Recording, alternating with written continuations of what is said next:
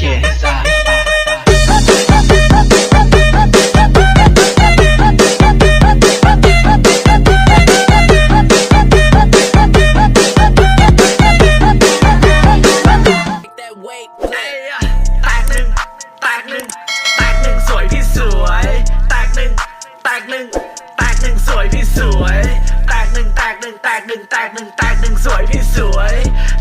สวยพี่สวยแตกหนึ่งสวยพี่สวย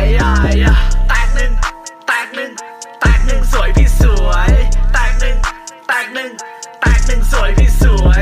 แตกหนึ่งสวยพี่สวยแตกหนึ่งสวยพี่สวยแตกหนึ่งสวยพี่สวยแตกหนึ่งสวยพี่สวยงงเด็กงงแดกยิงไม่โดนกูตะโกนแตกเล่นด้วยคนดิเคยไปลงแข่งเพราะมันภาระให้ทุกคนแบกฝีมือไม่มากสกิลไม่มีแต่เรื่องโมไม่พลาดแต่ว่าใครอยากได้ยินมาฟักเคยยิงแบบโนสโคปร้อยแล้วโดนกระโหลกโหดที่สุดในโหมดนี้เอ้ยนัมเบอร์วันถ้าโหวตใช้ให้เด็กไปกดพวกกระโปรงมึงหลบดิยิงแตกทำแก๊กโชว์พาวเฮดช็อตฟรีไรเชอร์ราวเข้ามาให้หมดกูจะเหมาแหลกน้องบอกเก่าแฟดสวยพี่สวยยิงแล้วเสาแตกหนึ่งสวยพี่สวยแตกหนึ่งสวยพี่สวยแตกหนึ่งสวยพี่สวยแตกหนึ่งสวยพี่สวยแตกหนึ่งสวยพี่สวยแตกหนึ่งสวยพี่สวยแตกหนึ่งสวยพี่สวยแตกหนึ่งสวยพี่สวยแตกหนึ่งสวยพี่สวยแตกหนึ่งสวยพี่สวย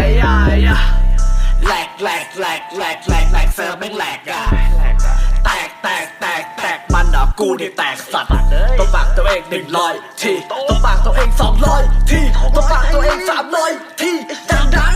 ให้กูได้ยินกูเจ๋งที่สุดเลยจะเถียงว่าไม่จริงอย่าให้ได้ยิงเชื่อไอ้กูแตกสงสัยเมาแม่งไม่ชินบวกกับเซิร์ฟแม่งไม่ดีอย่าสเกิร์ตหน้าแม่งด้วยตีนเนี่ยทำไมเพื่อนไม่ช่วยยิงของกูร่วงมาช่วยทีอย่ารีบเร็วดิแตกเลยสวยพี่แตกหนึ่งสวยพี่สวยแตกหนึ่งสวยพี่สวยแตกหนึ่งสวยพี่สวยแตกหนึ่งสวยพี่สวยแตกหนึ่งสวยพี่สวย